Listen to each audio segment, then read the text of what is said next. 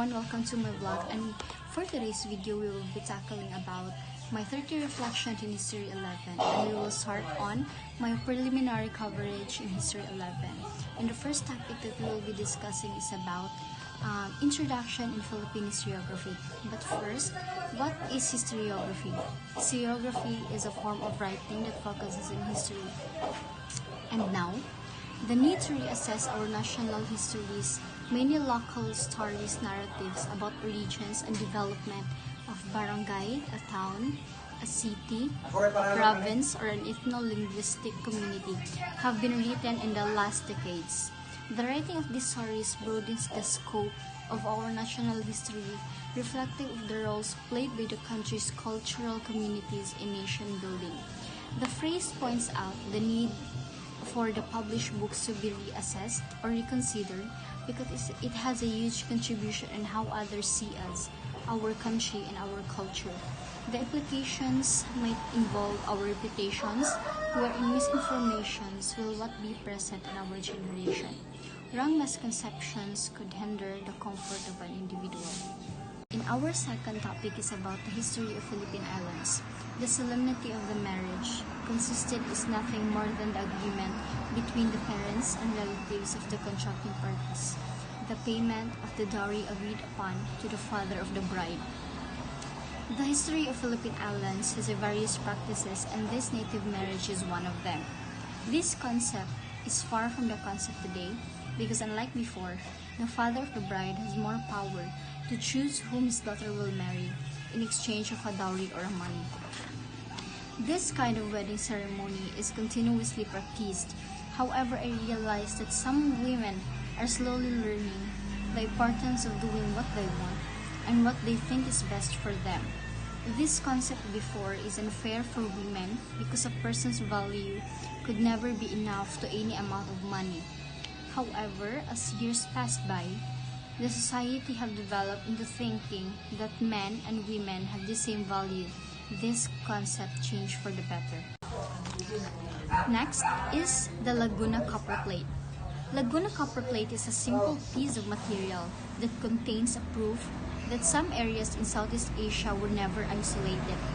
This copper plate was discovered around 1987 in Lombang River that is located in Laguna. It was in the Philippine history because since it was found in the Philippines, the country became a tool for the history to be reassessed. Our third topic is about Manonggol jar. Manonggol jar has two prominent figures at the top handle of its cover, represents the journey of the soul to the afterlife. It is widely acknowledged to be one of the finest Philippine pre-colonial artworks ever produced and considered a masterpiece. This jar is used during burial, where they keep the bones of their loved ones inside the jar. It features a boatman, a soul, and a boat. Filipino ancestors believe that when a person dies, the souls go to next life through seas and while riding a boat. Some people no longer believe in this and has new interpretations to these things. However, at least everyone believes that when a person dies, their souls did not stay in this world, but they go to the afterlife. Next is the soul boats, a Filipino journey of self-discovery. At early years, Filipinos showed their artistry. Burial jars and coffins were found to be different designs. Just like the Manonggol jars, and the evolution of the coffins were created by the ancient Filipino ancestors. Next is the La Democracia, the estates which are owned by the religions of Saint Dominic and those of Saint Augustine, both calced and discalced, usurping the lands of their Indians without leaving than the freedom of the rivers for their fishing or allowing them to cut wood for their necessary use or even to collect the wild fruits, nor did they allow the natives to pasture on the hills near their villages and carabaos which they used for agriculture. Deprivation with their own resources had shown different types of challenges that affects their daily lives, including their food, their income, and that other needs. In those times, their only higher sources were the environment, things that nature can offer. This situation results to the loss of their economy, disturbances, and difficulties to the villages that experiences ill treatment from the friars. The action committed by the friars revealed that some people tend to get blinded with their power and forgot their values that they should be teaching to their constituents. Next is Andres Bonifacio's letter to Emilio Jacinto on April 16, 1897.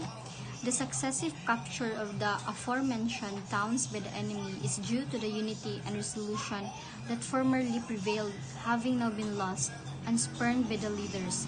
They maintain the attitude even though the situation befalling people is dying.